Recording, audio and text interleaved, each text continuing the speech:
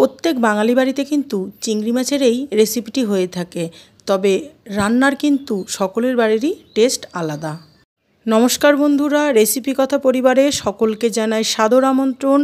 আজ আমি তৈরি করেছি বাঙালির অতি জনপ্রিয় একটি রেসিপি, চিংড়ি মাছের মালাইকারি। চিংড়ি মাছের মালাইকারি বানানোর জন্য আমি এখানে গলদা চিংড়ি নিয়েছি। দেখুন বন্ধুরা, একদম জ্যান্ত চিংড়ি মাছ আমি নিয়েছি চিংড়ি মাছের মালাইকারি করার জন্য। এবং চিংড়ি মাছগুলো খুব ভালোভাবে বেছে পরিষ্কার করে নেব। চিংড়ি মাছটা খুব ভালোভাবে আমি কেটে পরিষ্কার করে নিয়েছি। আর চিংড়ি মাছের পিঠের একটা কালো অংশ থাকে যেটা নোংরা, সেই জিনিসটা আমি কেটে বের করে দিয়েছি। চিংড়ি মাছ আমার খুব ভালোভাবে কেটে ধুয়ে পরিষ্কার হয়ে গেছে। এবারে আমি চিংড়ি মাছে নুন হলুদ মাখিয়ে নেব। দিলাম আন্দাজ মতো নুন আর দিলাম হলুদ গুঁড়ো। চিংড়ি মাছের মালাইকারি করার জন্য আমি রেডিমেড কোকোনাট মিল্ক পাউডার কিনে এনেছি। এই মিল্ক পাউডার দিয়ে আমি আজকে চিংড়ি মাছের মালাইকারি করব। আর এর সাথে নিয়েছি গুঁড়ো দুধ। এই রকম এক প্যাকেট গুঁড়ো দুধ নিয়েছি আমি। পুরো গুঁড়ো দুধের প্যাকেটটা আমি এর সাথে দেবো না, দেবো 1 চামচ পরিমাণ milk powder. Coconut milk powder আর গুঁড়ো দুধ খুব ভালোভাবে উষ্ণ গরম জলে গুলে রেডি করে নেব মালাইকারির জন্য। কড়াইতে সর্ষের তেল খুব ভালোভাবে গরম করে নিয়েছি। এবারে নুন হলুদ মাখানো গলদা চিংড়িগুলো তেলের মধ্যে দিয়ে গ্যাসের ফ্লেমটা মিডিয়ামে রেখে সমস্ত চিংড়ি মাছগুলো আমি ভেজে নেব। চিংড়ি মাছগুলো আমরা বেশিক্ষণ তেলের মধ্যে ভাজবো না, কেননা আমরা জানি চিংড়ি মাছ বেশিক্ষণ তেলের মধ্যে ভাজলে শক্ত হয়ে যায়। তাই চিংড়ি মাছের এরকম কালার চেঞ্জ হয়ে গেলেই চিংড়ি মাছগুলো আমরা তুলে নেব।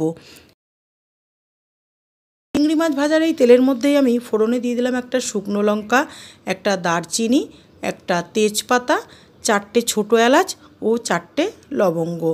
সমস্ত ফোড়নটাই আমি তেলের মধ্যে হালকা ভেজে নেব। যখনই একটা মিষ্টি গন্ধ বেরোবে ফোড়নের, দিয়ে দেবো পেঁয়াজ বাটা।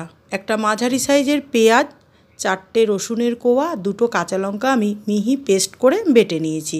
পেঁয়াজটা খুব ভালোভাবে তেলের মধ্যে কষিয়ে নেব যতক্ষণ না পেঁয়াজের কাঁচা গন্ধটা চলে যায়। পেঁয়াজ খুব ভালোভাবে তেলের মধ্যে কষানো হয়ে গেছে। এবার দেব আন্দাজ মতো নুন আর দেব সামান্য হলুদ গুঁড়ো। এর সাথে দেব কয়েকটা গুঁড়ো মশলা। দেব 1/2 চামচ জিরের গুঁড়ো, দেব 1 চামচ ধনের গুঁড়ো আর দেব 1/2 চামচ কাশ্মীরি লঙ্কার গুঁড়ো। সমস্ত গুঁড়ো মশলাই পেঁয়াজের সাথে খুব ভালোভাবে কষিয়ে নেব। গ্যাসের ফ্লেমটা একদমই লোতে রেখে আমি সমস্ত মশলাগুলো কষিয়ে নেব। আর মশলাগুলো যাতে তেলের মধ্যে পুড়ে না যায় তার জন্য দিয়ে দিলাম অল্প একটু নারকেলের দুধ। আবারও মশলাটা খুব ভালোভাবে আমি কষিয়ে নেব। মশলাটা আমার খুব ভালোভাবে কষানো হয়ে গেছে, মশলার থেকে তেল ছাড়ছে। এবারে দেব আমি তৈরি করে রাখা রেডিমেড নারকেলের দুধ।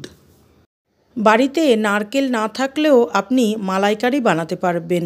এখন বাজারে লিকুইড নারকেলের দুধ কিনতে পাওয়া যায়, অথবা কোকোনাট মিল্ক পাউডার জলে গুলে নিয়েও আপনি বানাতে পারেন, অথবা গুঁড়ো দুধ দিয়েও বানাতে পারেন।